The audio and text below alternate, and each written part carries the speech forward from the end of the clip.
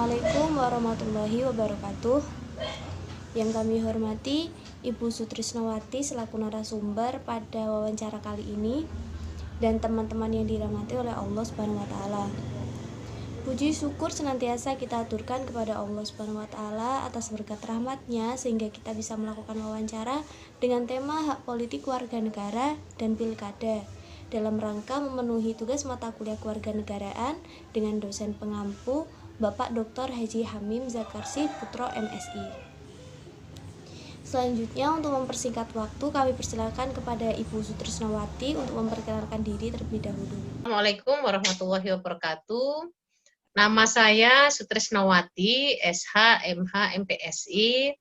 Saya anggota Bawaslu Daerah Istimewa Yogyakarta.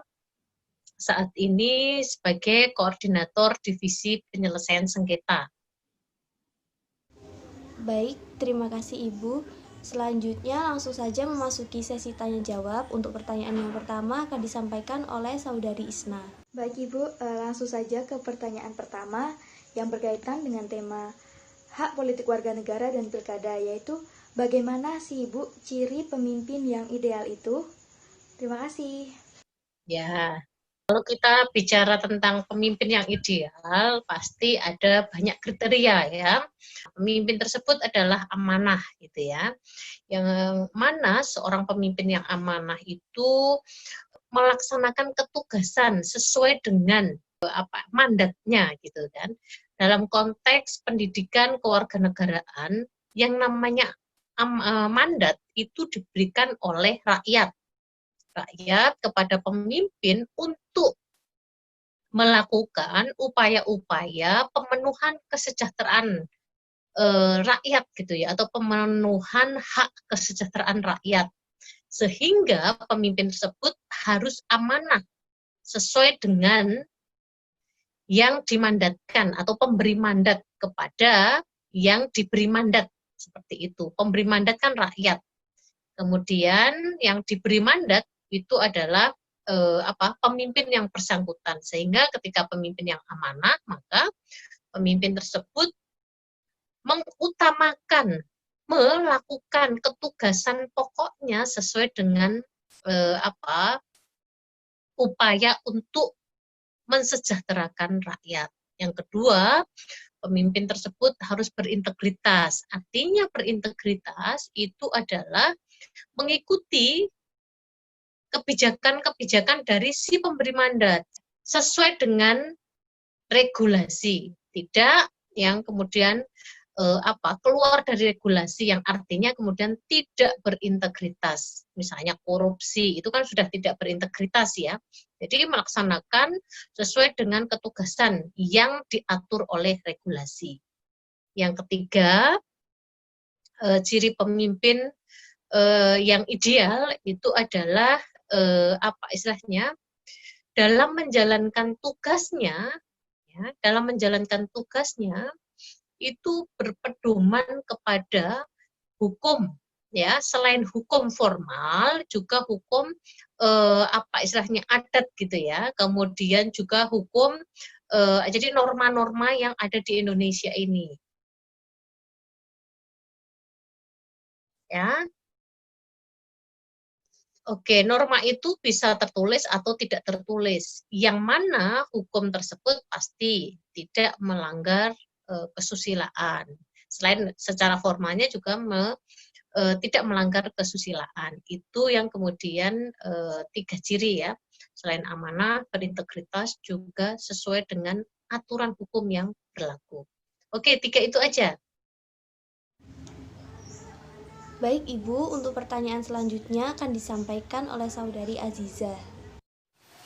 Ibu izin bertanya, bagaimana sih sistem pilkada untuk tahun 2020 ini?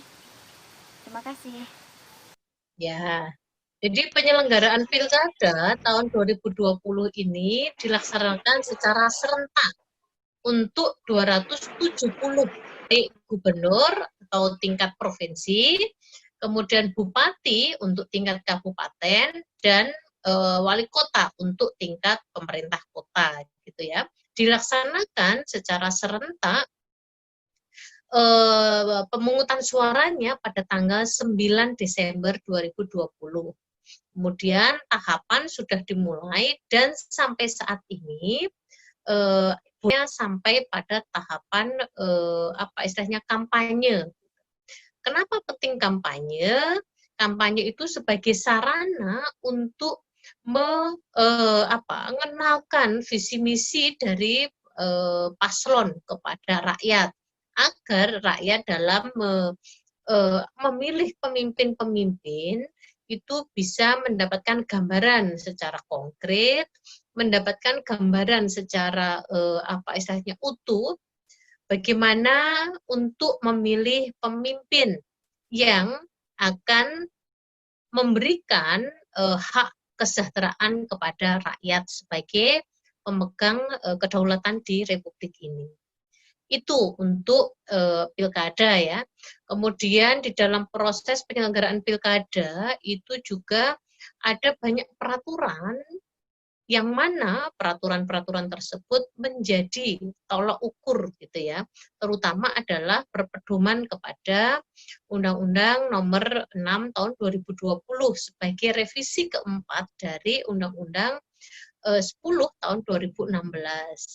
Kemudian ada juga PKPU ya, PKPU sebagai aturan teknis begitu. Kemudian juga ada Bawaslu sebagai peraturan untuk pengawasannya, mengawasi tahapan penyelenggaraan ataupun pelaksanaan dari regulasi yang dikeluarkan oleh KPU tadi itu. Gitu.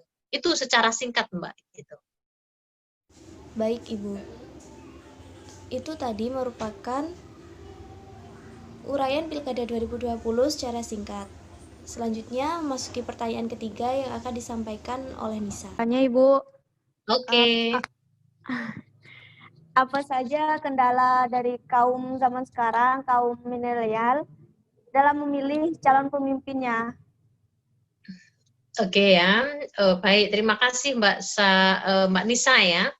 Ya, jadi ada salah satu pemilih yang cukup potensial dalam penyelenggaraan pilkada tahun 2020 itu adalah kaum milenial atau generasi biasanya ya, biasanya disebut generasi milenial. Nah, generasi milenial itu siapa? Generasi seperti seukuran mbak-mbak ini ya, seumuran maksudnya, seumuran mbak-mbak ini ya. Ada yang masih kuliah, ada yang masih SMA, yang artinya sudah mempunyai hak pilih, yang kemudian hak pilih itu untuk pertama kali digunakan atau pemilih pertama gitu ya, atau pemilih pemula. Kendalanya masyarakat, terutama pemilih pemula, untuk memilih pemimpin yang ideal tadi. Satu, tidak paham terhadap visi misi ya. Visi misi siapa? Visi misi dari pasangan calon yang mewakili, yang sesuai dengan hati nurani ataupun kepentingan gitu ya dari si pemilih pemula ini. Kendala yang kedua adalah bahwa generasi milenial itu cenderung cuek gitu ya terhadap proses-proses demokratisasi di negeri ini. Merasa bahwa apa yang dilakukan dalam proses pilkada itu tidak berdampak kepada dirinya sebagai warga negara. Nah, padahal apapun proses dari demokratisasi itu pasti akan berdampak sebagai bagian dari warga negara untuk mendapatkan kesejahteraan ketika nanti pemimpin itu sudah terpilih begitu ya. Sehingga kendala ini memang biasanya tidak disadari gitu ya oleh teman-teman generasi milenial. Jadi keengganan untuk berpartisipasi dalam pilkada, baik sebagai pemilih maupun sebagai pengawas partisipatif. Kendala yang ketiga adalah, nah ini yang rentan. Generasi milenial itu sangat rentan untuk dilibatkan dalam satu, proses-proses pembuatan materi kampanye yang satu ujaran kebencian, sara, kemudian hoax dan produksi-produksi hoax gitu ya, ujaran kebencian maupun politisasi sara. Nah, generasi milenial itu kan bahasanya masih banyak yang usia peralihan dari anak ke dewasa ya, sehingga belum tuntas menjadi manusia dewasa. Di sana akan rentan untuk lebih mudah diprovokasi. Nah, ini yang kemudian menjadikan anak itu rentan untuk dilibatkan dalam atau menjadi pelaku tanda petik ya, memproduksi bahasanya politisasi sara, ujaran kebencian dan hoax.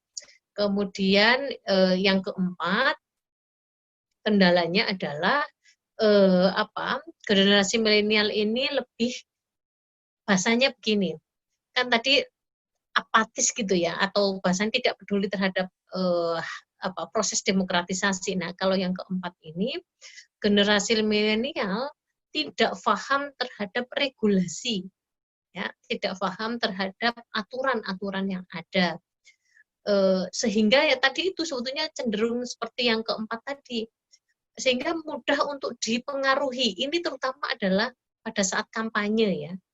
Kampanye, kalau ini pandemi COVID, maka akan terminimalisir.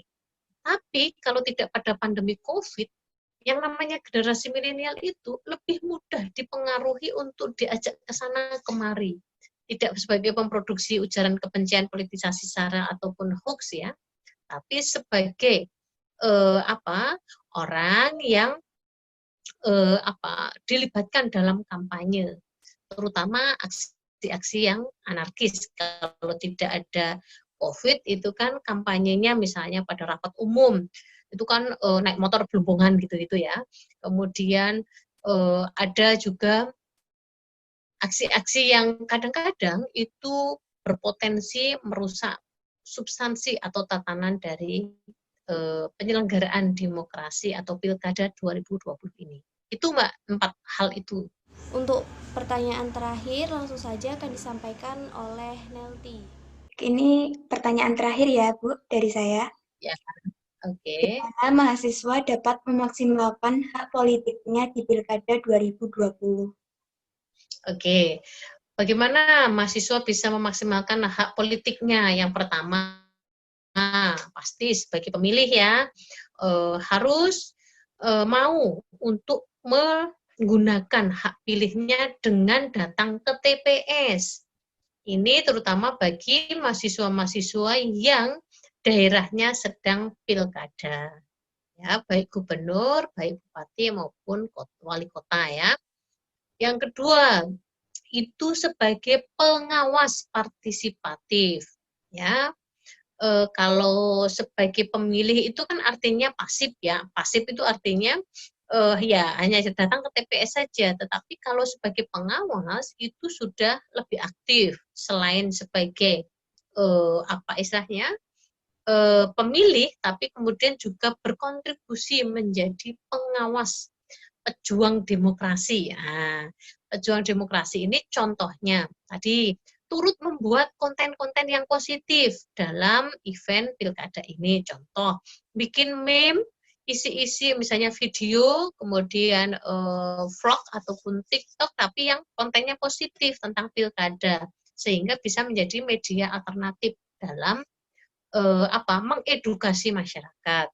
Kemudian yang lain lagi adalah mau menjadi atau melakukan pengawasan, namanya milenial itu kan sangat erat dengan IT ya, akan lebih melek IT. Nah, pada saat sedang menggunakan IT atau medsos ataupun media-media online, jika ada konten-konten yang negatif, misalnya ujaran kebencian, hoax atau politisasi sara, mau melaporkan kepada siapa? Kepada pengawas, Bawaslu tingkat kabupaten maupun Bawaslu tingkat provinsi.